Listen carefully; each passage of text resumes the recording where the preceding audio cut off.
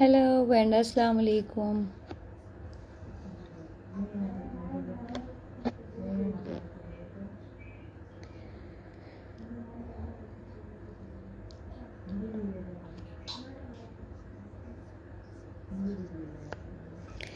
کیسے ہیں آپ؟ سب ٹھیک ہیں؟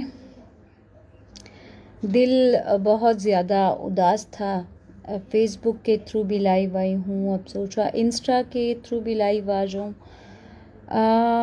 بتا نہیں سکتی کتنی زیادہ خفا ہوں میں، کتنی زیادہ ٹینس ہوں میں، کیونکہ جو واقعہ میرے ساتھ ہوا ہے آپ سب کو پتہ ہوگا اس کے حوالے سے، تو اس کے حوالے سے مجھے بہت زیادہ تنقید بھی سننے کو مل رہی ہے۔ مطلب ایک طرف میرے ساتھ اتنا بڑا حادثہ ہوا ہے اور اس کے باوجود مجھے ہی کچھ لوگوں نے تنقید کا نشانہ بنایا ہوا ہے کہ یہ آپ نے خود جو ہے اس قسم کی حرکت کی ہے، یہ ڈرامہ ہے باہر جانے کے لیے یا فیمس ہونے کے لیے۔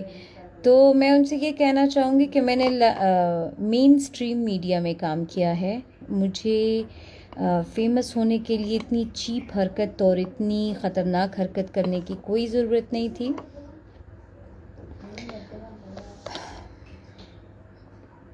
تو بس اس وجہ سے دماغ میرا الجھا ہوا ہے۔ کچھ لوگوں کی باتیں، وہ کہتے ہیں نا انسان کو جینے نہیں دیتی، کچھ لوگ کی باتیں آپ کو مزید پریشان کر دیتی ہیں۔ سب کہتے ہیں ایک کان سے سنا کرو دوسرے سے نکالا کرو، لیکن مجھ سے یہ بات نہیں ہوتی۔ مجھے بہت ہی زیادہ افسوس ہوتا ہے ایسے لوگوں پہ کہ مطلب جب آپ کسی کی مزاج پرسی نہیں کر سکتے، جب آپ کسی کو اچھا نہیں کہہ سکتے، تو کم از کم ان کے بارے میں آپ برا بھی مت سوچیں، برا کہیں بھی مت۔ اور بس یہی کہوں گی اللہ ان کو ہدایت دے، جو بھی یہ الٹی سیدھی باتیں کریں، الٹی سیدھے کامنٹس کریں، اللہ ان کو ہدایت دے۔ اور دعا ہے کہ وہ ملزم جلدی پکڑا جائے، سب کے سامنے آ جائے، تاکہ میں خود بھی اس سے پوچھوں کہ آخر میرا قصور کیا تھا کہ اس نے اتنا بڑا سٹیپ اٹھایا ہے اور مجھ پہ ایسڈ ڈالنے کی کوشش کی ہے۔ لیکن کہتے ہیں نا اللہ تعالیٰ جس کو رکھنا چاہتا ہے ہر حال میں اس کو رکھ لیتا ہے۔ تو اللہ تعالیٰ کی مدد میرے ساتھ تھی، کسی کی دعائیں میرے ساتھ تھی جو میں اس حادثے سے محفوظ رہی ہوں۔ اور طارق خان نے گریٹنگز بھیجی ہیں کاٹلنگ مردان سے، تھینک یو سو مچ طارق خان۔ اور اس کے علاوہ عادل آفریدی کہہ رہے ہیں کہ السلام علیکم۔ وعلیکم السلام۔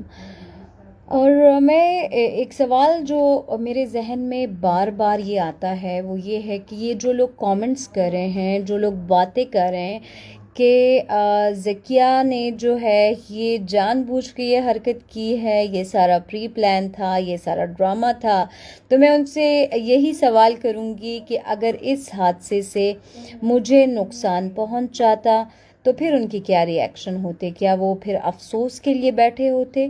ہر ایک پروگرام میں، ہر ایک ٹی وی چینل پہ، ہر ایک نیوز پیپر میں شاید یہ ہوتا کہ جی ہم اس کی پرزور مذمت کرتے ہیں، خاتون کے ساتھ ظلم ہوا ہے، ہم افسوس کرتے ہیں، جو میرا فیس اگر جل جاتا تو پھر میری پکچرز ہی پکچرز ہوتی کہ جی ذکیہ کو دیکھیں کیسے ایسڈ اٹیک ہوا ہے۔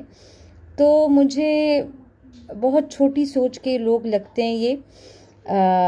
پولیس اپنی طرف سے جو ہے وہ انویسٹیگیشن کر رہی ہے، اور انشاءاللہ جب بھی ملزمان پکڑے جائیں گے تو جب وہ خود اقرار کریں گے اور مجھے بھی یہ پتہ چل جائے گا کہ جی یہ میرا چھپا دشمن ایسا کون تھا جس کے بارے میں مجھے خبر تک نہیں تھی، کہ مطلب یہ جیلیسی کی حد میں اتنا آگے چلا گیا ہے کہ جس نے مجھ پہ ایسڈ اٹیک کیا ہے۔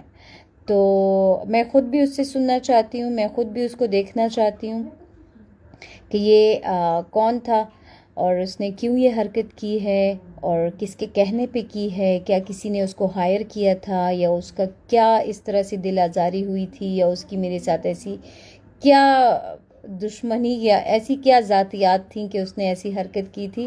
بہرحال اللہ پاک ہدایت دے سب کو، اور ان کو تو اور بھی زیادہ ہدایت دے جو یہ فضول کامنٹ کرتے ہیں، نیگیٹو سوچتے ہیں، اللہ ان کو بھی ہدایت دے۔ باقی آپ سب کی دعا چاہیے کہ سب دعا کریں کہ وہ ملزم پکڑا جائے، کیونکہ میں خود دن رات اسی سوچ میں ہوں کہ وہ کون ہوگا وہ بندہ، اس نے کیوں یہ حرکت کی ہے۔ تھینک یو سو مچ جتنے بھی میرے دوست ہیں، میرے کلیگ ہیں، میرے فالوورز ہیں، سب کا بہت شکریہ جن نے میرا ساتھ دیا ہے۔ تمام صحافی برادری کا آخر میں شکریہ ادا کرنا چاہوں گی جو میرے ساتھ کھڑے ہیں، جتنی بہنیں میرے ساتھ کھڑی ہیں، سب کا بہت شکریہ۔ ساتھ میں آپ سب کی دعا بھی چاہیے کیونکہ وہ ملزم پکڑا جائے، اور میں خود اس کو سب کے سامنے لے کے آؤں کہ اس نے ایسی حرکت کیوں کی ہے۔ اللہ کا لاکھ لاکھ شکر ہے کہ اس نے مجھے بچا لیا ہے۔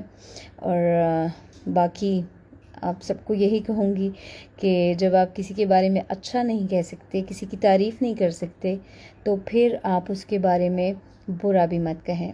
تھینک یو سو مچ، اپنا ڈھیر سارا خیال رکھیے گا۔